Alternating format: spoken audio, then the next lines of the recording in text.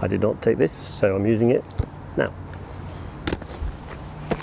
Welcome back. It's been a few weeks since the France videos came out, and I've been really thrilled with the people watching and subscribing. Thank you so much. As promised, there were a few questions that came up in the comments that I thought I could answer in a video to tell you all at once. So let's get straight on with it. The number one question was about the bike. How did it do? Obviously a 125cc engine is at the smaller end of the scale, and the top speed is something like 60 or maybe 70 miles an hour. I would be wary of running any engine, to be honest, at its top speed for hour after hour all day long. And so 50 to 60 miles per hour was quite comfortable on the French roads. My dad had a CB125F in the 70s, and after pushing it a bit too hard for too long, he blew a hole in the cylinder head. Now, metallurgy's come on a long way since then, but I think a lot of the advances have improved the weight of the engine rather than the strength. So I think it's advisable not to run a bike at its top speed continuously all day long. Having said that, Honda is known for its reliability, so I really had no concerns, and the bike did flawlessly. Obviously you can't go at 70 miles an hour or more on the motorways, but didn't really want to.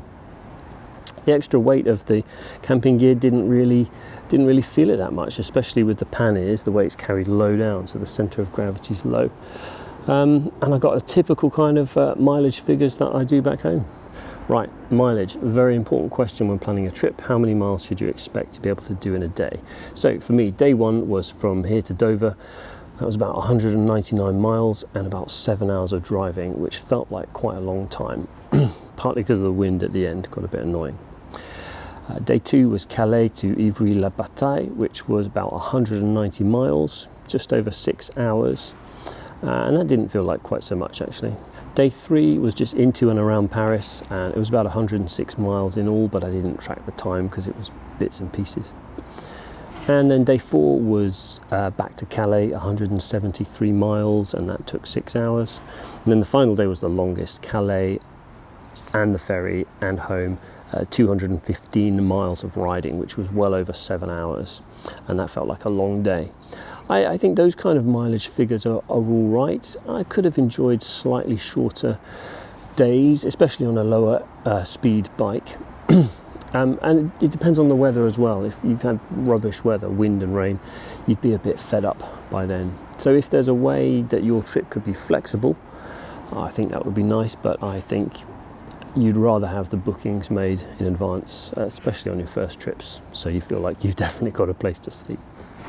Lots of people asked about fuel, and my grand total was £38 worth of petrol for the entire trip. Looking at my little numbers, I got about 150 miles per gallon, which is pretty typical for me, maybe a little bit lower because the bike was laden down a bit more, but perhaps I was going at a slower top speed. So about 150 miles per gallon average. How do you do ferries? Well, first tip I would advise is book early, because this is variable pricing that goes up as you get closer to the time. Also, the time of week you book is very important. So people want to go out on a Friday, back on a Sunday, or back on a bank holiday Monday, and the ferry company knows this. That's the most expensive ticket. If you're going out on a Monday and back on a Friday, that's the least expensive. And you can go at odd times of the day or night, but that also cuts into your driving time. So you've got to balance the price with choosing a time that's good for you. On the day it's really easy. You just choose the lane for your ferry company. Mine was P&O. You get to a booth where they check your booking reference and your passport.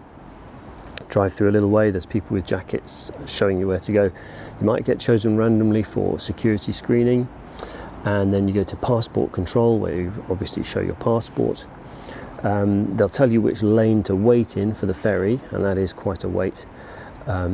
And then they direct you on to the ferry. Once you get on board, if you have any trouble with the straps, I mean, you could ask for help, but you could just ask one of the other bikers for help, that's fine. Take the things that you want for the ferry ride off the bike, because there's no access to the car deck during the ride, and enjoy. You have to get to the ferry check-in at least an hour before departure. I think they probably would let it go a bit for bikes especially, but I wouldn't risk it. So an hour before departure, and be prepared to wait around, especially if the weather's not great, before you load on. Right, so let's add up total cost to the trip. The ferry tickets were £87.50. I spent £74 on campsites. That could have been a bit lower if I'd booked earlier. I left it a tiny bit late. The Critère sticker for Paris was £4.15. I also bought a map for £7 just in case. I spent £2.60 on travel insurance, and I got RAC European breakdown cover for £25.50.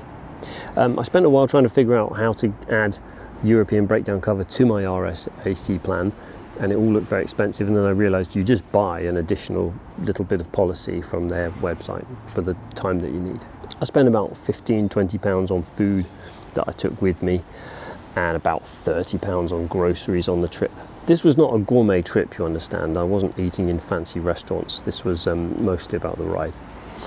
£38 on petrol, £47 worth of euros on IDK, for a grand total of £333, which for the trip I think is pretty good. People ask me about navigation and gadgets and how you charge batteries. I use Google Maps, but definitely carry a paper map just in case. I always say, you know, no single point of failure should completely screw you up. If my phone had died, for example, or I had my iPad as well, so I could have used navigation on the iPad, just obviously not live as I ride. The phone just went on the mount on the handlebars there. I found that in the tank bag it would overheat, especially in the sun, and the display would dim to about half brightness, so you couldn't really see it. So the handlebar grip was good. Yeah, the bike USB socket kept the phone charged up the whole way as I'm riding, and the Osmo Action 4 did brilliantly, and the microphone. I think only one of the days I had to top up the camera halfway through, and I used the Anker Nano, I don't know what it's called, this Anker battery pack with a USB PD charger, which was super fast. I did take a European USB socket, but I didn't use it once.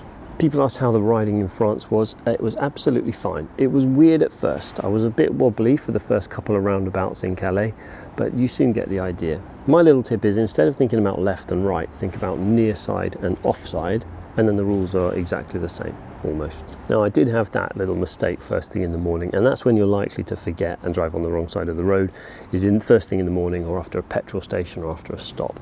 So that's why you heard me say ride on the right every time I came out.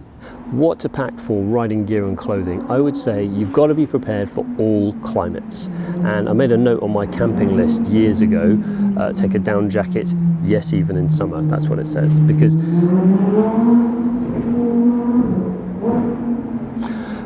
it might be warm in the day, but overnight, you know, 4 in the morning, when it's been cooling down all night long, and you're in your tent and your sleeping bag's not quite enough, even in July, even in France, you could still be cold. So be packed for a range of weathers.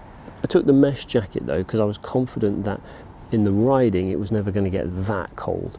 And if you had a down jacket under the mesh and your waterproof jacket over the top, it becomes just as warm as a waterproof jacket.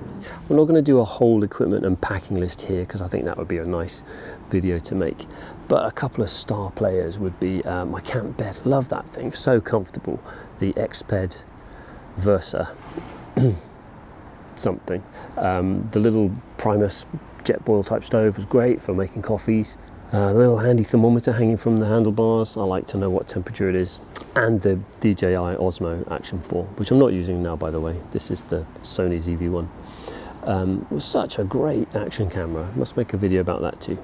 Right, finally, here's my tips for a European bike trip. First of all, learn a little bit of the language, even just a little bit, even if to say bonjour, merci, au revoir, and don't be afraid to try and pronounce it properly. I remember the lads in my school learning French saying, oh, bonjour, ha ha ha, thinking it's really funny to speak in a different accent. You're the one that looks like the prat. Just try properly, and I think people will appreciate it. Make a video, even if it's crap, even if it's not for YouTube, not for other people. Making these videos really increased my enjoyment of the trip, and watching them after and editing them after, I relived it over and over again. Loved it. So even if it's just for you, even if it's just on your phone, even if you haven't got a helmet mount and you just record some little clips every time you stop or every now and then. Lovely. Don't just say where you've been and how far you've ridden. Say how you're feeling. What have you enjoyed today? That's really nice. Try new things one at a time. So if you're not an expert camper, do some camping first with your car, close-ish to home, so you can bug out and get back if you really need to. If you've done plenty of camping, you need to do a longer bike trip. If you've done both of those, do an overnighter. Build it up gradually. Take waterproofing seriously. It's one thing to go on a hike with a waterproof and a backpack that you could tuck under your coat if you need to, or shelter under a tree. If you're on the bike and it's raining, the water is hitting you no matter what, and hitting you hard, and all your stuff will get soaked. And if you're camping multiple nights, there isn't really any way to dry out a sleeping bag. So get good waterproof dry bags. A waterproof backpack would be a good move. I don't have one, so I put a dry bag inside my backpack, which wasn't ideal. Yeah, take your waterproofing seriously. I would say don't expect to visit many sites along the way unless you plan for it. So if you know that you want to leave 2 hours to look around someplace mid-route, that's great. But if you're going from one place to another place and you reckon it's going to take 4 hours of riding and you've left 4.5 hours or 5 hours to do it, you are not going to have time for a long visit to any of the sites en route. So either adjust your expectations or, well, that. Going with friends on a trip like this would be a great experience, but going alone was also unique and a different experience. You can go at your own pace, you can stop whenever you want to, you can look at whatever you want, and you can force yourself to talk to people, which you might not do if you were with your buddies. If you are going with a group, I'd say don't just turn inwards and talk to each other. Get out there, break up for a bit, go walk around the city on your own for a while and meet up later. Force yourself to say hello to someone. That's a nice way to do a trip.